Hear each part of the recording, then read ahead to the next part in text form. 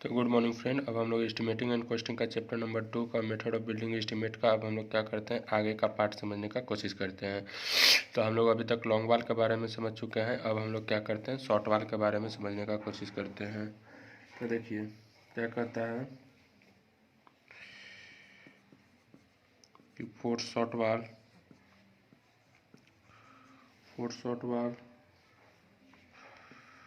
और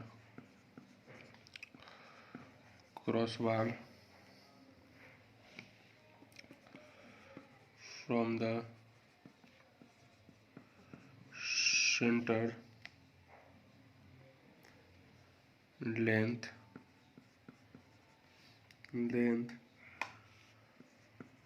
1 breadth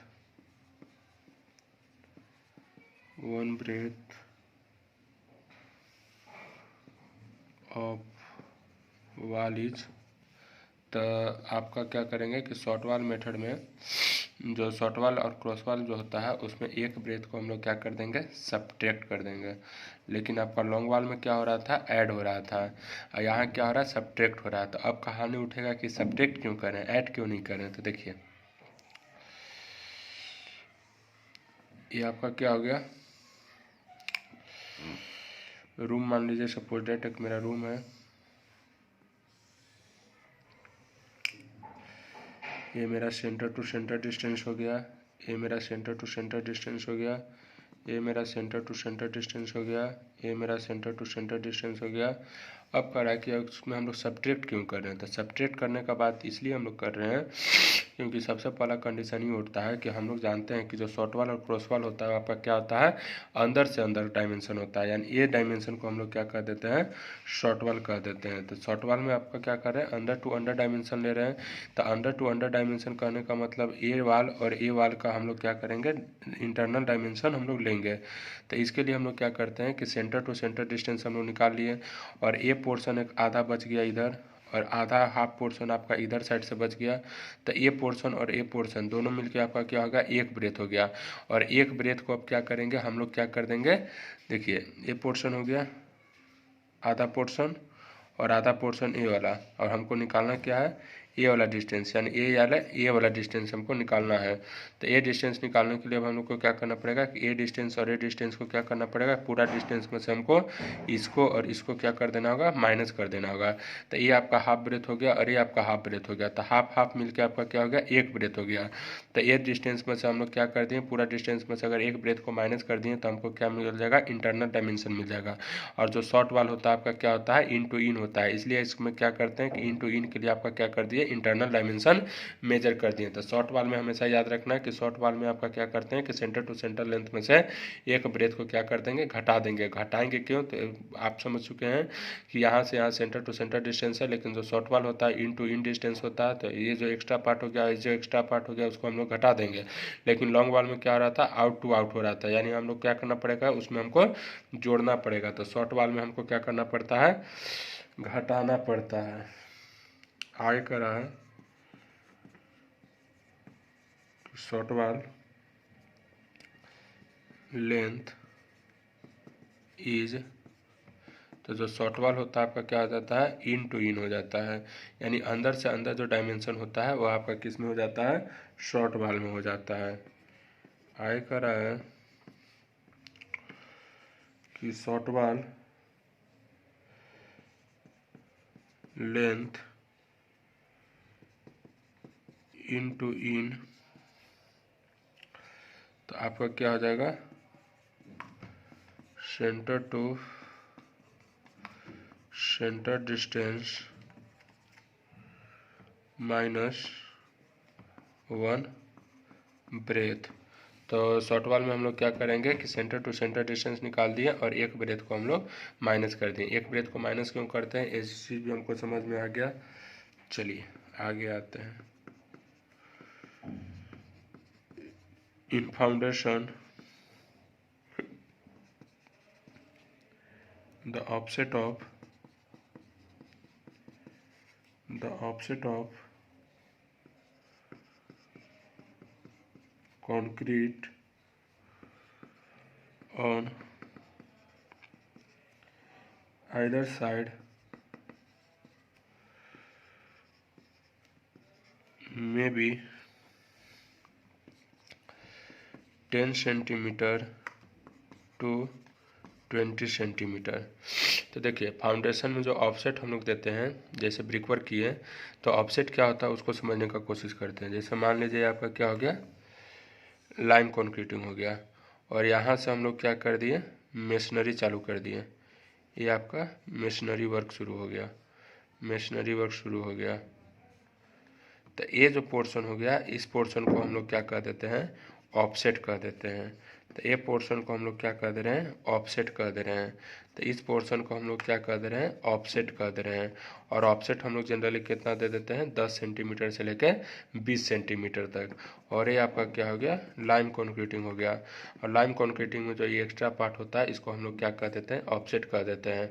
तो वही कह रहा है कि इन foundation the offset of concrete on either side. तो फाउंडेशन में जो ऑफसेट होता है आपका कितना हो जाता है, 10 सेंटीमीटर से लेकर 20 सेंटीमीटर तक हो जाता है। और ये जो आपका पोर्शन हो जाता है वो क्या कहला जाता है, लाइम कंक्रीटिंग कहला जाता है। लाइम कंक्रीटिंग का जो इधर का जो पोर्शन है ये आपका ऑफसेट कहला गया, और इधर का भी पोर्शन आपका क्या कहला गया, ऑफसेट कहला गया। और उसका जो डायमेंशन होगा आपका कितना होगा, 10 सेंटीमीटर से लेकर 20 सेंटीमीटर तक।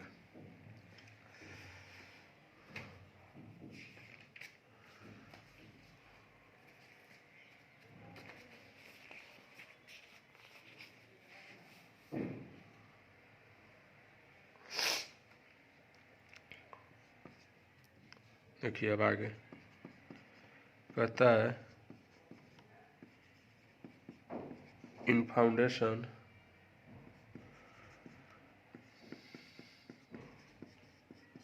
the offset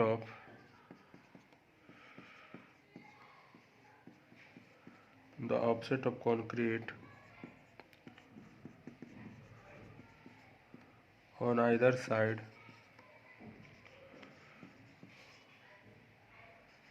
may be 10 centimeter to 20 centimeter depending on the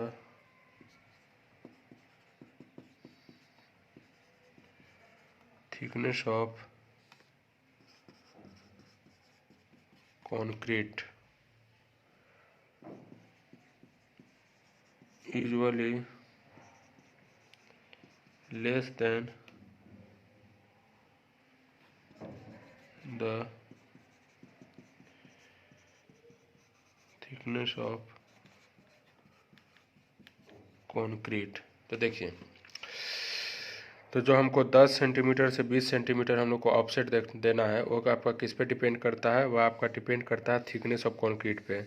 यानी आपका जितना कंक्रीट का थिकनेस रहेगा उसी के हिसाब से हमको 10 सेंटीमीटर देना है कि 20 सेंटीमीटर देना है, उतना हमको प्रोवाइड करना है।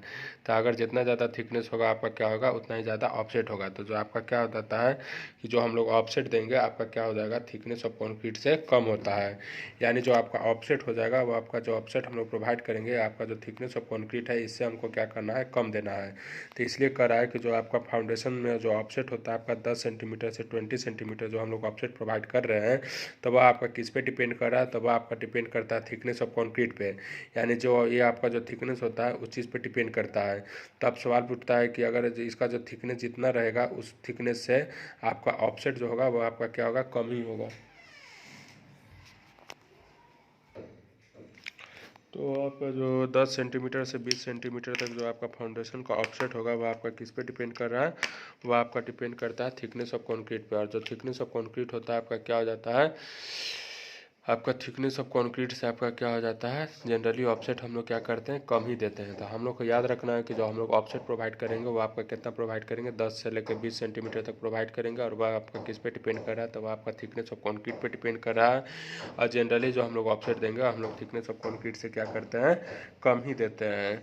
तो अब हम लोग समझने का कोशिश करते हैं आगे। अब हम लोग समझने का कोशिश करेंगे कि आपका स्टैंडर्ड ब्रिक्स में हम लोग ऑफसेट कितना प्रोवाइड करेंगे, फिर आपका ट्रेडिशनल ब्रिक्स में हम लोग ऑफसेट कितना प्रोवाइड करेंगे, फिर आपका कौन सा मेथड क्विक हो जाता है, फिर हम लोग लॉन्ग वाल मेथड में क्या करते हैं, सब्ट्रैक्ट क्या करते हैं। तो ये सब चीज़ को हम लोग डिटेल में आगे पढ़ने का कोशिश करेंगे। तो हम लोग इसमें क्या पढ़ें कि जो शॉर्ट वाल और क्रॉस वाल जो होता है उसमें सेंटर लेंथ जो होता है एक ब्रेथ को क्या कर देते हैं, सब्ट्रैक्ट कर देते हैं। सब्ट्रैक्ट क्यों करते हैं, क्योंकि हम लोग जो शॉर्ट वाल होता है अंदर से अंदर डायमेंशन लेते हैं और इस हमारा है आपका इस तरह से हो जाता है। तो शॉर्ट वाल का जो लेंथ होता है आपका क्या हो जाता है, इनटू इन हो जाता है। शॉर्ट वाल लेंथ में आपका क्या हो जाता है कि आपका एक ब्रेथ को हम लोग क्या कर देंगे, माइनस कर देंगे। फाउंडेशन में क्या हो जाता है कि जो ऑफसेट कंक्रीट हो जाता है आपका क्या हो जाता है, 10 सेंटीमीटर से 20 सेंटीमीटर हम लोग प्रोवाइड करते हैं। ऑफसेट क्या हो जाता है, जो एक्स्ट्रा पार्ट जो होता है आपका क्या कहला जाता है, ऑफसेट कहला जाता है। तो ऑफसेट कॉल आ गया, एक्स्ट्रा पार्ट को हम लोग क्या कर देते हैं, ऑफसेट कर देते हैं। अब आपका क्या कहता है कि जो 10 सेंटीमीटर से 20 सेंटीमीटर है वो आपका किस पे डिपेंड करता है, तो वो आपका थिकनेस ऑफ कंक्रीट पे डिपेंड करेगा। यानी जो जितना ऑफसेट हम लोग प्रोवाइड करेंगे थिकनेस ऑफ कंक्रीट से क्या करेंगे, कम ही ऑफसेट हम लोग प्रोवाइड करेंगे। अब हम लोग नेक्स्ट वीडियो में अब हम लोग ब्रिकवर्क का ऑफसेट के बारे में पढ़ेंगे। ओके।